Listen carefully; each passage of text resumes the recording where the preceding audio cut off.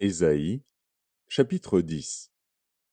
Malheur à ceux qui prononcent des ordonnances iniques et à ceux qui transcrivent des arrêts injustes pour refuser justice aux pauvres et ravir leurs droits aux malheureux de mon peuple, pour faire des veuves leur proie et des orphelins leur butin. Que ferez-vous au jour du châtiment et de la ruine qui du lointain fondra sur vous? Vers qui fuirez-vous pour avoir du secours? Et où laisserez-vous votre gloire? Les uns seront courbés parmi les captifs, les autres tomberont parmi les morts.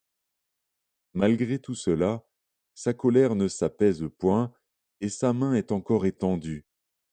Malheur à l'Assyrien, verge de ma colère. La verge dans sa main, c'est l'instrument de ma fureur. Je l'ai lâché contre une nation impie, je l'ai fait marcher contre le peuple de mon courroux, pour qu'il se livre au pillage et fasse du butin, pour qu'il le foule aux pieds comme la boue des rues. Mais il n'en juge pas ainsi, et ce n'est pas là la pensée de son cœur. Il ne songe qu'à détruire, qu'à exterminer les nations en foule. Car il dit, mes princes ne sont-ils pas autant de rois? N'en a-t-il pas été de Calno comme de Carchemish? N'en a-t-il pas été de Hamath comme d'Arpad? N'en a-t-il pas été de Samarie comme de Damas? De même que ma main a atteint les royaumes des idoles, où il y avait plus d'images qu'à Jérusalem et à Samarie, ce que j'ai fait à Samarie et à ses idoles, ne le ferai-je pas à Jérusalem et à ses images? Mais, quand le Seigneur aura accompli toute son œuvre sur la montagne de Sion et à Jérusalem, je punirai le roi d'Assyrie pour le fruit de son cœur orgueilleux et pour l'arrogance de ses regards hautains. Car il dit, c'est par la force de ma main que j'ai agi, c'est par ma sagesse, car je suis intelligent. J'ai reculé les limites des peuples et pillé leurs trésors, et, comme un héros, j'ai renversé ceux qui siégeaient sur des trônes. J'ai mis la main sur les richesses des peuples, comme sur un nid, et, comme on ramasse des œufs abandonnés, j'ai ramassé toute la terre. Nul n'a remué l'aile, ni ouvert le bec, ni poussé un cri. La hache se glorifie-t-elle envers celui qui s'en sert? Ou la scie est-elle arrogante envers celui qui la manie? Comme si la verge faisait mouvoir celui qui la lève, comme si le bâton soulevait celui qui n'est pas du bois. C'est pourquoi le Seigneur des armées, enverra le dépérissement parmi ses robustes guerriers, et, sous sa magnificence, éclatera un embrasement, comme l'embrasement d'un feu.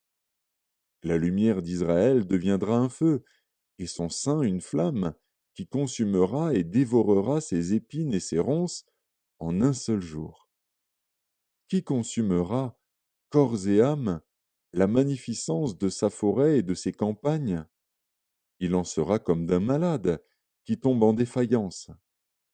Le reste des arbres de sa forêt pourra être compté, et un enfant en écrirait le nombre.